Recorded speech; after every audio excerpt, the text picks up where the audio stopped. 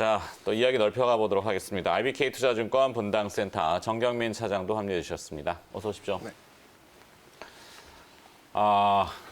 환율 얘기 갑시다. 네. 환율 얘기 참 무겁고 재미없는데, 요 내용은 아마 저희 이제 매일경제 TV 아침 출발의 증시 단독일 겁니다. 네, 보도 내용은 아니고 풀어드리는 단독이니까 잘 좀 한번 들어보시기 바라겠습니다. 자, 오늘의 일발 장전은 환율이 좀 가파르게 떨어지고 있어요. 1,400원대는 뭐 이미 물 건너갔고 1,300원대인데 1,331원이니까 이제 1,200원대도 목전에 두고 있잖아요. 환율이 왜 이렇게 빨리 떨어지냐 하면은 기재부 때문입니다. 사실은 기재부가 얼마 이틀, 2, 3일 전인가 깜짝 발표를 했는데 2년짜리 국채를 발행한다고 발표했어요. 보통은 내년도에 이제 경기 부양을 하기 위해서 추가 경정이라든지 이러면 장기채를 발행합니다. 10년짜리 이상들. 근데 이 10년짜리를 발행하게 되면은 한국은행이 소화를 좀 해줘야 돼요. 기재부가 발행하고 한은이 매입해주고. 이런데 한국은행이 지금 뭔가 꼬였어요. 예, 뭔가를 뒤져보니까 한국은행의 재무제표가 엉켜버려가지고 단기채 위주로 발행을 발표하니까 외국인들 입장에서 보면은 얼씨구나 좋다. 짧은 2년짜리 단기채 좋아합니다. 외국인들은. 그러니까 원화채 매입이 상당히 급격하게 쏠렸습니다. 이거는 이제 한국자금중개하고 한국외국환중개하고 이 수합 데스크를 통해서 파악한 내용이기 때문에 정확할 겁니다. 그래서 원화의 매입이 쏠리다 보니까 외국인들이 채권만 드립다 사는 거죠. 드립다라는 표현은 방송용은 아닙니다만 많이 샀어요. 이 기재부가 또 하나를 발표했는데 중국이 월드 거버먼트 본드 인덱스, 그러니까 세계 국채 지수에 지금 편입이 되면서 얼마 전에 못 편입됐던 우리나라가 다시 또 재도전을 한다고 합니다. 이것도 원화채 강세의 요인입니다. 그러니까 환율이 확 떨어질 수밖에 없는 환경을 기재부가 지금 만들었어요. 예, 이러다 보니까 세수도 부족하고 내년도에 운영하는데 어려우니까 이 주식 양도세 차익 과세에 대해서 물러남이 없는 겁니다. 또 한 가지 기사가 등장했는데 개인 투자자들이 장기 국채를 사면은 세제 혜택을 준다 그랬어요.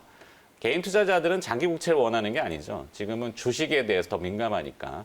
그리고 마지막에 붙는 게 이 위안화의 강세입니다. 같이 덩달아 가는 건데 위안화가 지금 6.65 위안을 터치했고 위안화의 강세로 가다 보니까 원화도 같이 따라가는 거죠. 그러니까 시장에서 이제 기사 내용을 보면은 위안화 강세에 연동됐다. 이것만 나오지 앞에 쪽 것들은 나오지 않았을 겁니다. 감히 자부하는데 저희 매일경제TV 단독 분석이라고 생각을 합니다. 하여튼 기재부가 지금 엉켜놨고 한은 재무제표가 꼬여 있어요. 대차대조표, 밸런스시트이 자산 매입 정도에서 그러니까 보통은 통한채를 발행해가지고 운용을 하는데 손실이 났어요. 그러니까 이 한국은행에서. 근데 그거를 덮어놨던 것 같은데 지금 보도가 크게 되지는 않고 있습니다만 이러다 보니까 한은이 매입을 못 해주니까 시장에다가 풀어야 되고 그래 단기채 위주로 발행을 하다 보니까 외국인들은 확 들어오는 거죠. 근데 들어오다가 조금 남으면 주식 들어옵니다. 주식을 사려고 들어오는 게 아니에요. 그러니까 환율은 막 떨어지고 원화는 강세인데 이 원화 가치로 표현되는 주식시장은 엉망이죠. 낮아요. 이렇게 꼬여 있는 겁니다.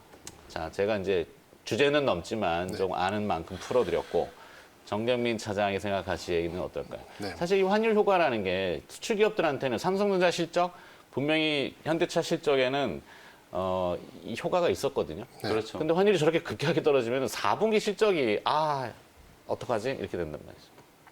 요즘 외국 뭐 힘든 환율 이야기입니다. 근데 외국인의 시선이 지금 단기 국채에 놓여 있는 건 사실이에요. 그리고 본드 인덱스 뭐 앵커께서도 그 본드 인덱스에 그 상당히 이제 기대를 예전에도 좀 많이 보여주셨는데 폐기이 되면 상당히 수급상으로는 큰 호재인데 우리 위치 격상도 되고 솔직히 말해서 될 가능성은 저는 별로 없다고 봅니다. 뭐 별로는 잘 모르겠고 그러니까 일단 경제 규모가 어느 정도 좀 돼야 되고 이게 이 국채 그 이제 거기 인덱스에 들어가려면 거기에 대해서 이제 자유로운 그 이제 거래가 좀 많이 돼야 되는데 대한민국 국채가 그 자체만으로는 이렇게 인기가 있는 국채는 또 아니에요. 뭐 이제 이 신흥국 내에서는 상당 그 나름대로 이제 높은 금리도 주고 또 국가의 신용 등급도 있고 그래서 나름대로 인기는 있습니다만 절대적인 이제 가치로 봤을 때는 인덱스에 들어갈 수 있을까? 거기에 대해서 이제 퀘스천 마크라고 좀 생각이 들고 저는 그냥 좀 단순하게 봤습니다. 그냥 환율단 이 자체만으로 좀 본 것 같은데 어쨌든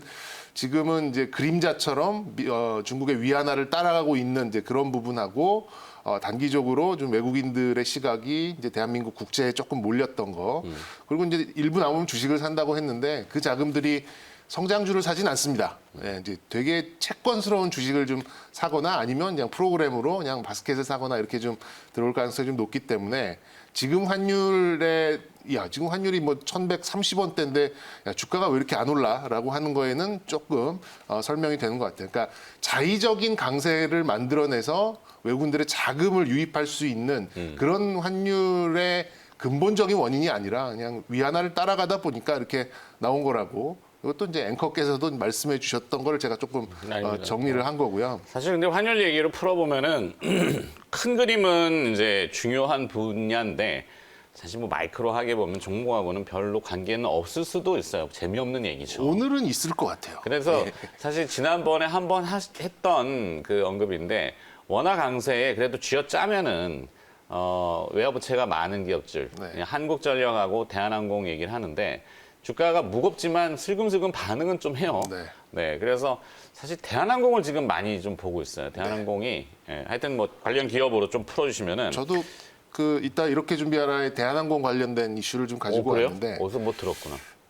예. 먼저 일단 알았어요. 시기적으로는 저는 이제 미국 대선 전후에서 조금의 분위기 변화는 있을 것 같습니다. 그래서 이제 이렇게 좀 아주 빠른 속도의 강세를 보이는 거는 아무래도 이제 11월 초중순 정도면은 이제 조금 정상 수준으로 올라오되 예전처럼 막 뭐 80원, 90원, 1,200원 뭐 이렇게 올라갈 것 같지는 않고 1,150원대를 좀 회복해서 거기서 좀 안정되지 않을까라고 살살 좀, 올라가는 게 낫죠. 네, 좀 보고 있는데요. 그렇죠. 그 이유는 아까 또 환율 떨어지는 것 중에 한국은행 얘기 드렸지만 한국은행 운신의 폭 네네. 환율이 저렇게 급격하게 변동하면은 개입을 해요. BOK가. 하겠죠. 한국은행이 개입하는데 지금 운신의 폭이 없으니까 외국인이 그것도 본 것 같아요. 그러니까 좋다구나 해갖고 이제 달러 팔고 원화 사고 막 이러는데 주식을 사주면 좋은데 주식은 아직 적극적으로 안 사는 것 같아서 조금. 아닐 것 같아요. 내년 돼야 좀 들어올 것 같고. 맞아요. 그리고 이제 지금 이제 저기 달러도 약하고 또 유로화도 약하고 이렇게 좀 동시에 약한 이런 상황이다 보니까 이제 그 좀 비집고 나오면서 이제 위안화가 강세가 나오고 이렇게가 좀 가는 것 같은데 그렇게 동시에 약세를 보이는 시기가 오래 지속되지는 않을 것 같고요. 그리고 달러는 제로 금리에 가까워 있습니다만 마이너스로는 안 갈 거라는 어떤 시장에서의 이제 암묵적인 이제 이런 컨센서스가 형성돼 있기 때문에 무한정 달러가 약해지는 것도 어느 정도 좀 의외로 증권주 지금 화면 있었습니다. 계속 돌리고 있는데 증권주들에 대한 외국인 입질도 좀 있는 것 같고 네. 배당이 있을 수밖에 없죠. 높은 장사 잘하는 증권주. 그래서 네, 하여튼 뭐 제가 좀 더 이어가면 김현 매니저 또 물어봐야 되니까. 종목으로 쭉 풀어보자면 좀 단기적으로 이제 좀 볼 수 있는 걸 보면은 뭐 부양책이 어떻고 리인플레이션이 어떻고 이렇게까지 가기에는 좀 그럴 것 같고 좀 간단하게 보면은 이제 달러가 약하다 보니까 비트코인 가격이 하루 만에 거의 1,000불 가까이가 올랐습니다. 네. 단 하루 만에.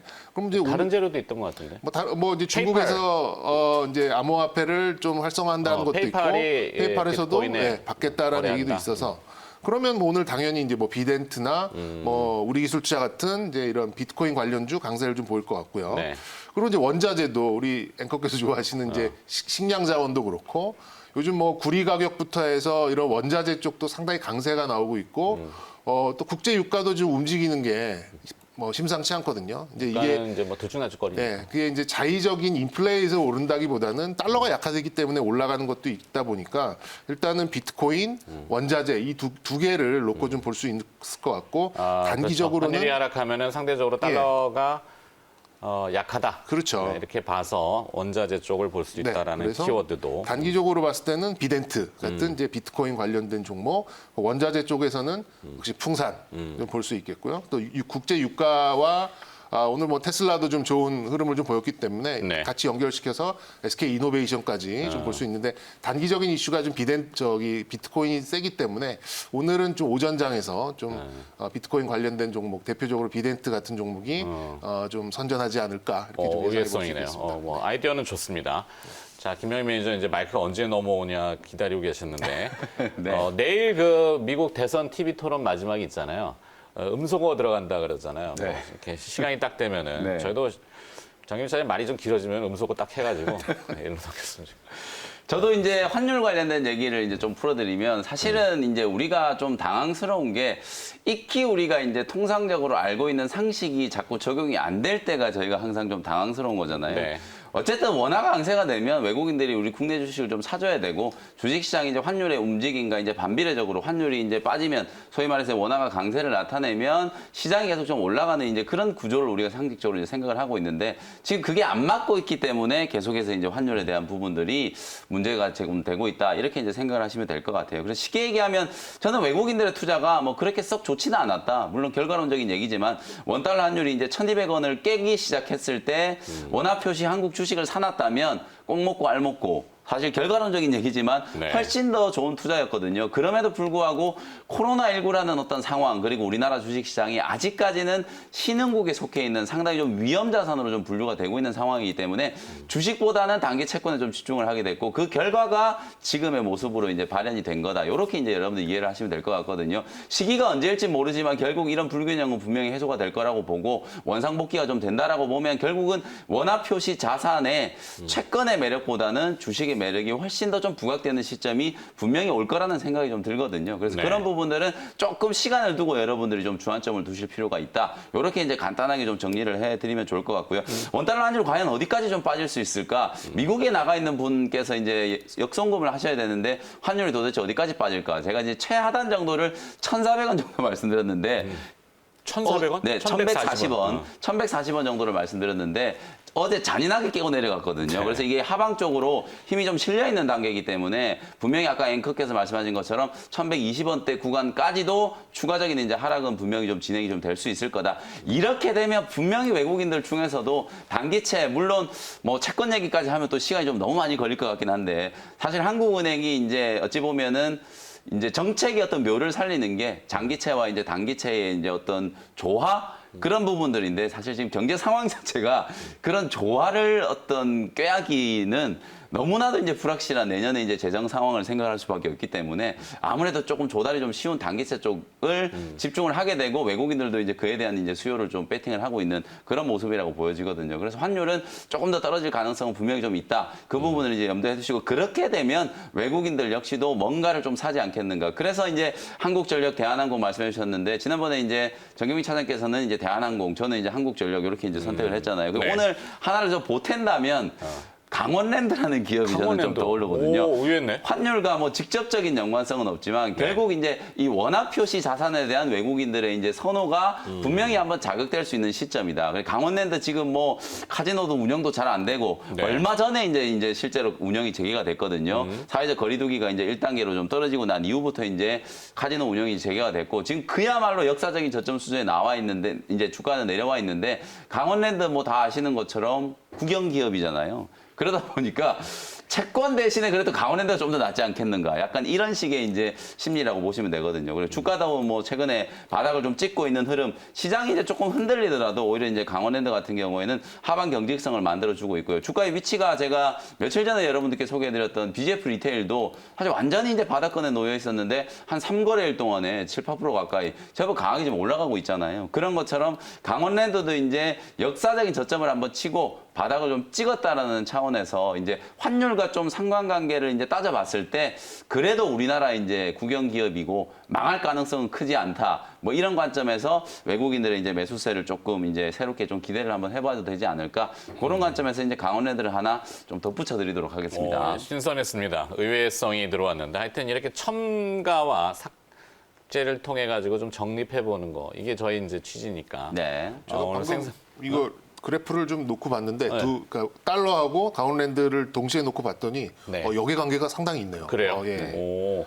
저도 처음 알았습니다. 그러네요. 저도 신선한데 뭐 하여튼 그 드랍 얘기라 그러네. 중국 큰 뭐 하여튼 빅 뭐라 게임블러? 네, 갬블러드. 네, 갬블러드의 환전 이것도 관계가 있을까? 그건 고민을 한번 좀 해보도록 하죠. 자, 하여튼 김현 매니저 오늘은 목요일에 또 이벤트 있죠. 네. 어제는 하루 쉬었으니까. 오늘은 장 끝나고 또 무료 공개 방송을 진행을 해드릴까요? 어쨌든 시장은 이제 큰 고비는 좀 넘겼다. 단기 바닥은 어느 정도 좀 확인을 한 상태이기 때문에 조금의 이제 여유를 가지시고 이제 시간과의 또 싸움이 될 수밖에 없는 그런 상황이거든요. 오늘 제가 이제 첫 번째 키워드로 제시해드렸던 정부의 어떤 전향적인 자세를 다시 한번 좀 촉구를 하면서 하루빨리 좀 좋은 우리 개인 투자자분들이 기대하고 있는 뉴스가 좀 나와주기를 기대를 하면서 오늘도 장 끝나고 나서 아무래도 오늘은 또 2차 전지 쪽 더더욱 얘기를 좀 많이 해드려야 될 것 같거든요. 테슬라 실적과 또 우리나라 2차 전지 기업들 다시 한번 좀 기억하자는 차원에서 오후 4시에 무료 온라인 공개 방송에서 조금 더 자세히 분석을 한번 해드려 보도록 하겠습니다. 알겠습니다. 자, 오프닝 함께 해주신 MBN골드 김영민 매니저였습니다. 고맙습니다. 감사합니다.